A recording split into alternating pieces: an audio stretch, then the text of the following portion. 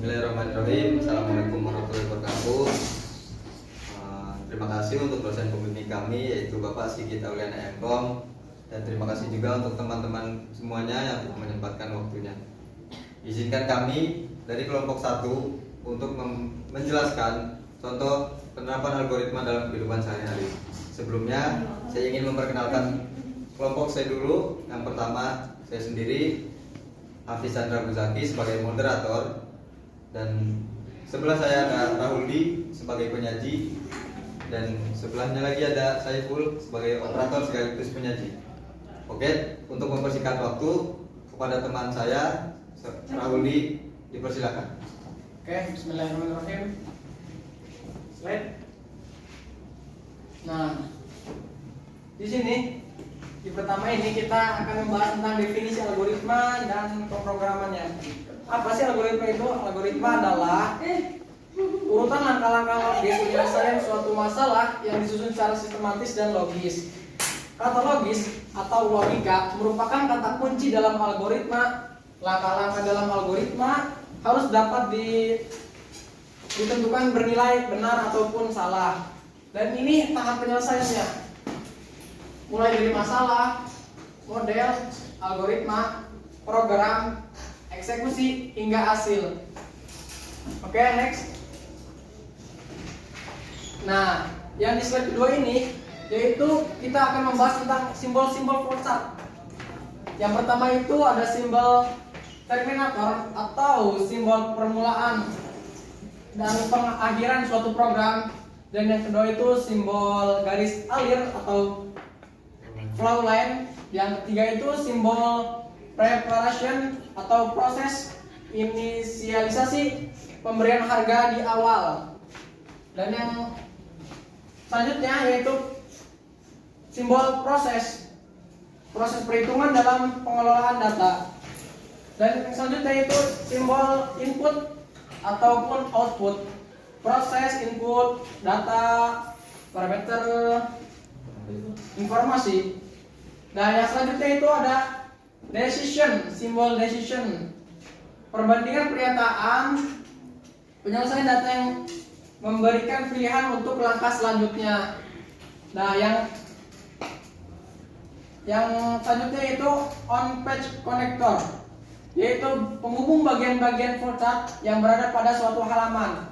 Misalkan suatu flowchart atau suatu permasalahan ini di sini, lalu di lembar selanjutnya atau di muka selanjutnya ini masih menampilkan suatu proses yang sama.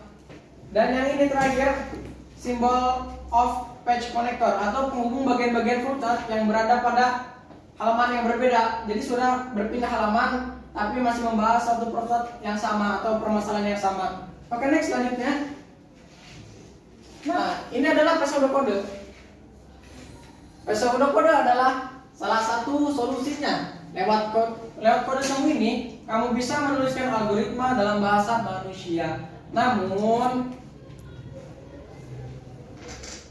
meskipun bisa membantu proses coding, mengutip British Broadcasting Corporation atau BBC, pseudokode bukanlah bahasa pemrograman, sebab ia tak punya aturan spesifik bagaimana harus dituliskan aturan yang dikenal dengan istilah sintak. Oke, langsung lanjut aja ke input. Input itu untuk memasukkan sesuatu, misalnya klik atau tombol. Output untuk menampilkan sesuatu, misalnya pesan atau tampilan di layar. Wakil, sebuah proses yang terjadi di balik layar. Repeat X until, ya, proses pengulangan X hingga Y terjadi. X ini tidak dan ini ya. If then B else, sebuah logika layaknya jika A maka B, jika B maka C. Nah, oke. Next.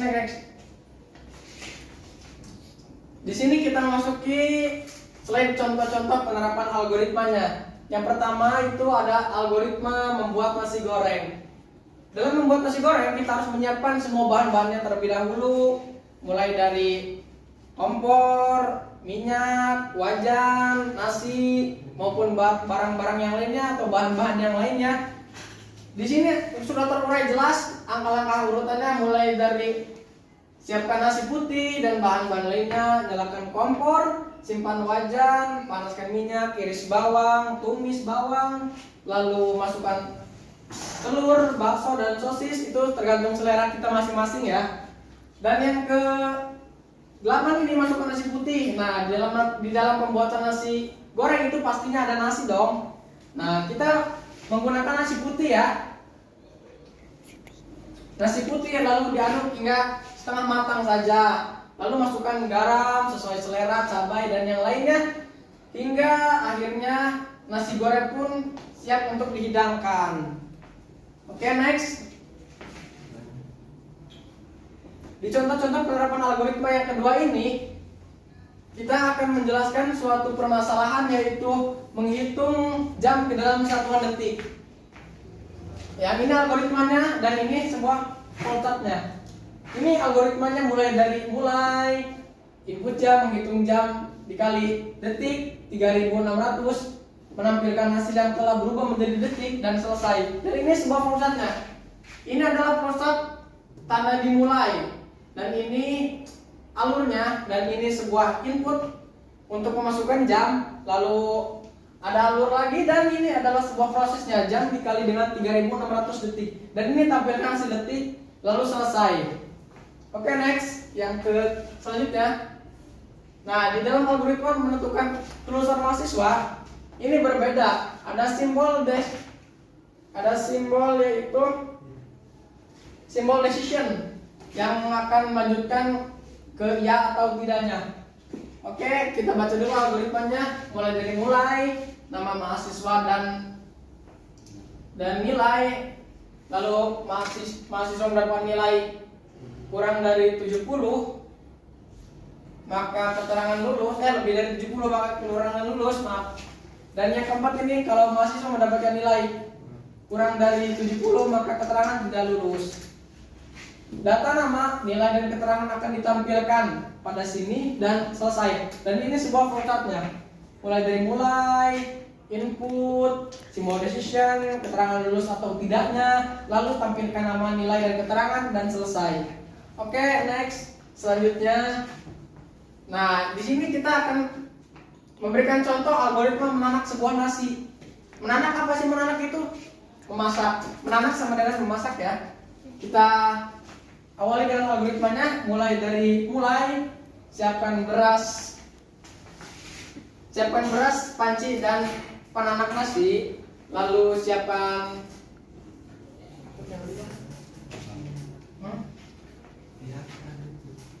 maaf ini kurang jelas.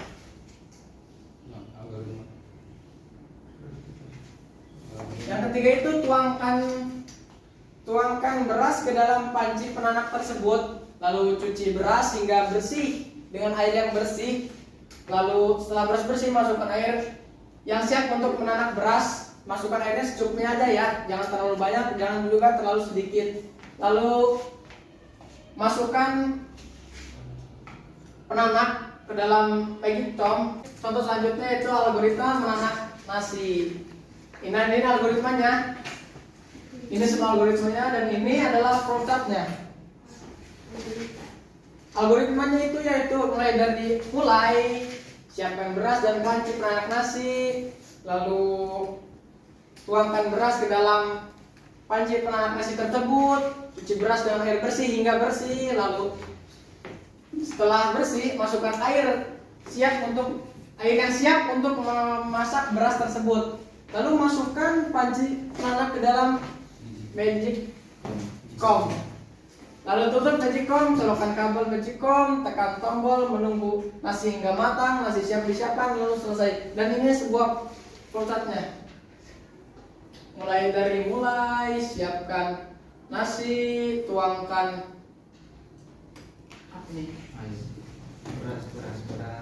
beras dan ke dalam panci, lalu cuci beras dengan air. Ini simbol proses, ini simbol input, ini simbol input, dan ini simbol proses. output lalu selesai. Oke, next. Yang selanjutnya tidak apa-apa. Satu lagi. Next. Nah, ini algoritma memakai sepatu untuk berangkat. Nah, ini sebuah algoritmanya dan ini lagi sebuah flowchartnya. Nah, di sini terdapat nanti dulu ya. Mulai dari algoritmanya dulu.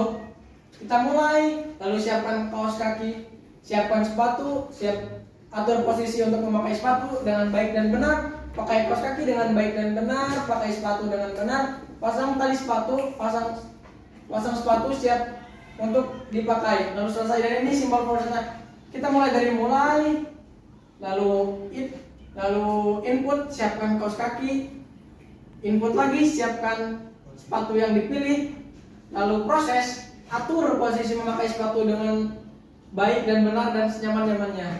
Lalu di sini terdapat simbol proses lagi, yaitu pakai kaos kaki dengan benar dan jangan sampai terbalik. Dan di sini terdapat simbol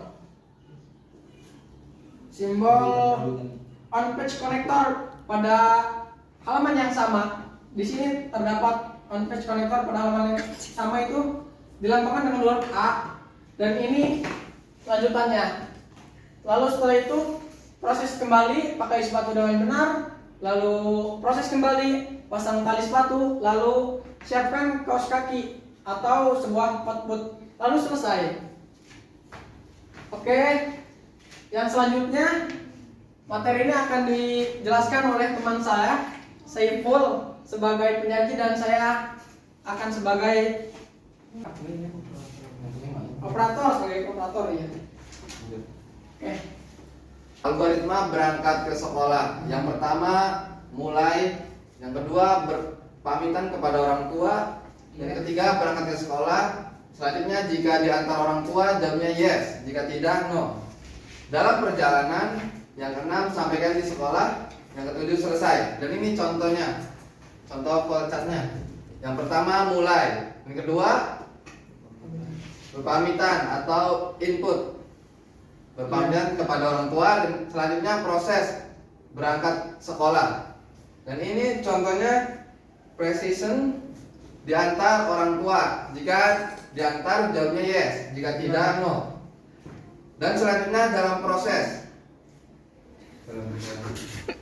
Selanjutnya proses yaitu dalam perjalanan. Selanjutnya output sampai di sekolah, dan selanjutnya selesai. Dan inilah contoh flowchart berangkat ke sekolah. Next. Algoritma mengirim surat melalui jasa pengiriman. Yang pertama mulai. Yang kedua siapkan surat yang akan dikirim, amplop, alat tulis, dan lem memasukkan surat ke dalam amplop. Yang keempat, lem amplop agar tidak terbuka. Yang kelima, tulis nama dan alamat tujuan surat serta nama dan alamat pengiriman. Yang keenam, pergi ke kantor jasa pengiriman. Yang ketujuh, memberikan surat kepada petugas. Yang kedelapan, melakukan pembayaran. Dan 9, meninggalkan kantor jasa pengiriman. Dan 10 selesai. Dan ini contoh flowchart mengirim surat melalui jasa pengiriman. Yang pertama memulai. Yang kedua input, siapkan surat yang akan dikirim, amplop dan alat tulis. Yang selanjutnya input lagi, masukkan surat ke dalam amplop. Dan yang keempat proses, lem amplop, dan selanjutnya proses lagi, tulis nama dan alamat. Dan selanjutnya proses lagi, pergi ke jasa pengiriman.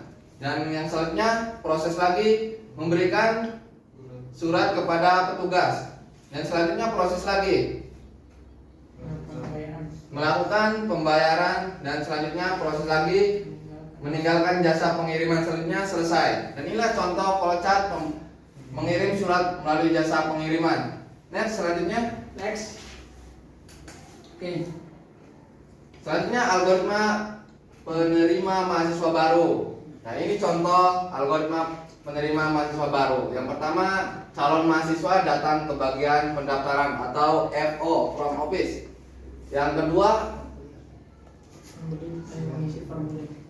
kedua, pengisian formulir. Yang ketiga, pembayaran uang kuliah semester awal. Yang keempat, mengumpulkan dan menyerahkan persyaratan. Yang kelima, jika persyaratan sudah lengkap. Jika tidak, maka akan kembali lagi ke proses pengumpulan persyaratan. Dan yang keenam, menerima kartu mahasiswa, jadwal orientasi dan kuliah. Yang ketujuh, mengikuti orientasi, dan kedelapan, kuliah. Dan ini contoh flowchart penerimaan mahasiswa baru. Yang pertama, mulai. Yang kedua, proses datang ke bagian pendaftaran. Yang ketiga, input, membeli formulir. Dan yang selanjutnya, input lagi, membayar administrasi. Dan selanjutnya, mengumpulkan persyaratan. Dan selanjutnya, proses lagi, menyerahkan persyaratan. Dan selanjutnya ada simbol precision, itu lengkap atau belum. Jika lengkap, lanjut. Jika tidak, balik lagi, mengulang dari awal. Nah, gitu. Terus selanjutnya proses. Oke, masih proses menerima kartu mahasiswa, jadwal orientasi dan kuliah. Selanjutnya juga masih proses mengikuti orientasi. Dan yang selanjutnya masih proses kuliah. Setelah proses sudah selesai, maka akan selanjutnya selesai. Dan itulah flowchart penerimaan mahasiswa baru. Next, lanjut. Yang selanjutnya menghitung kilometer ke meter. Baik, selanjutnya menghitung kilometer ke meter. Yang pertama itu mulai. Yang kedua, inputkan kilometer. Yang ketiga, hitung menggunakan rumus kilometer kali 1000. Yang keempat, cetak meter. Yang kelima, selesai. Dan ini contoh flowchartnya. Yang pertama mulai. Yang kedua, input kilometer. Yang ketiga, proses meter sama dengan kilometer dikali 1000. Dan inilah outputnya, hasil dari proses, tampilkan meternya. Dan selanjutnya selesai. Dan ini contoh flowchart menghitung kilometer ke meter. Next, lanjut. Baik, selanjutnya algoritma memasak mie instan goreng. Dan inilah selanjutnya, yang pertama mulai. Yang kedua, buka kemasan mie instan goreng.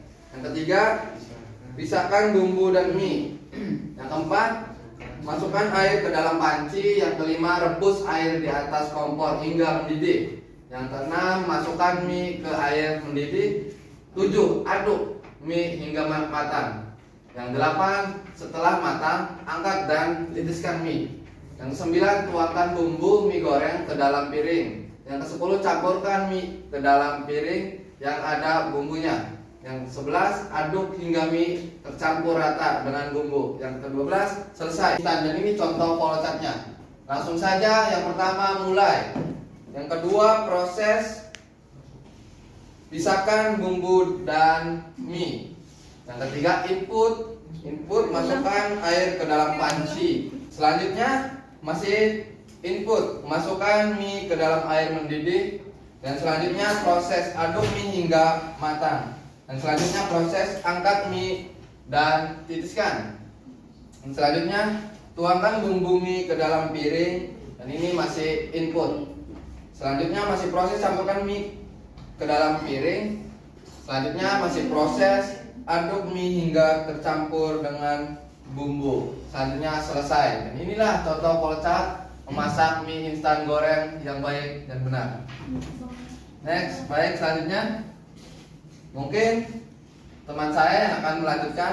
Teman saya dipersilakan untuk menyampaikan dan menjelaskan. Baik, di sini ada beberapa susunan, yaitu algoritma menghitung umur seseorang.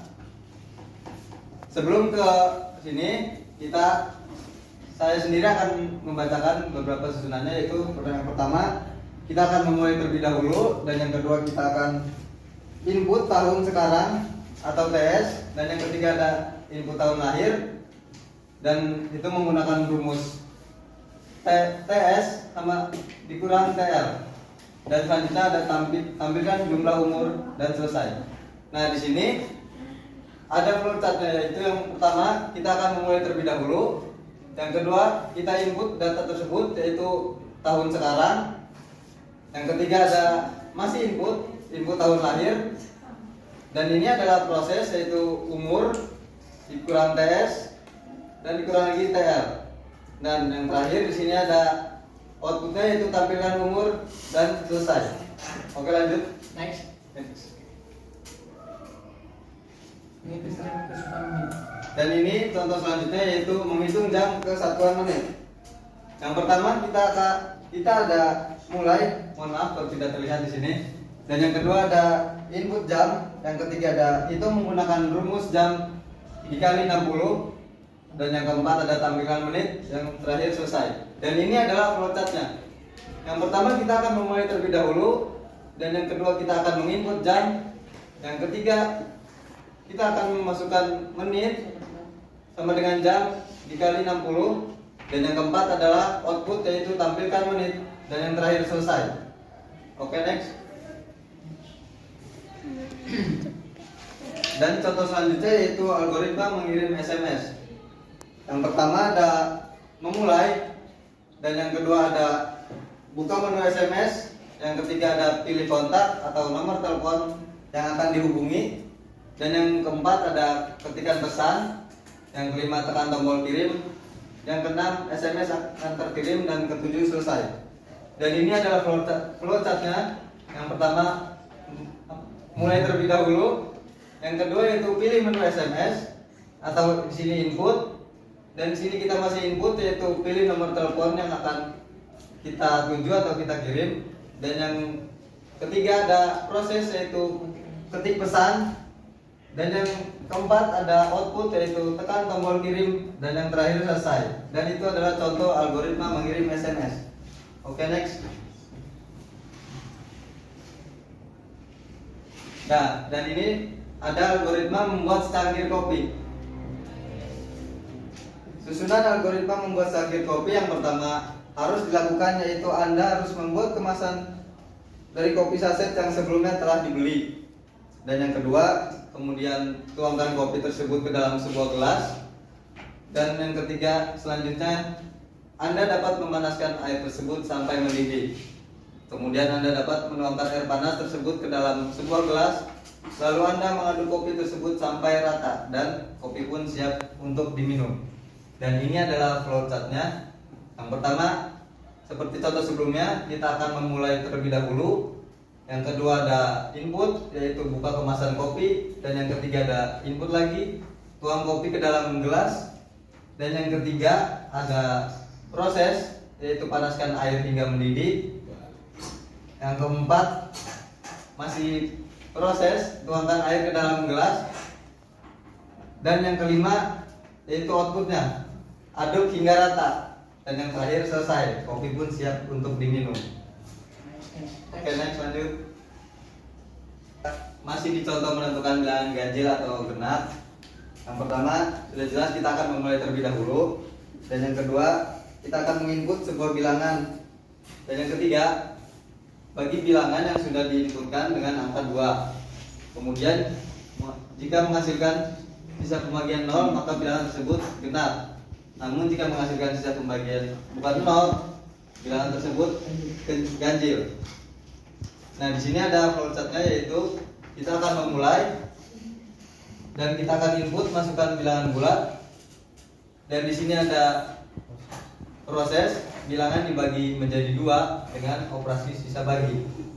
Yaitu di sini ada sisa pembagian dari sini ya, yang bisa disebut kita simbol division. Dan di sini ada hasilnya apabila genap ya, dan apabila ganjil no. Dan selanjutnya selesai. Oke, lanjut. Oke. Udah akhir. Baik, kurang lebihnya mohon maaf. Mungkin itu saja yang bisa kami sampaikan. Sekian dari kami. Wabillahi taufiq wal hidayah. Assalamualaikum warahmatullahi wabarakatuh.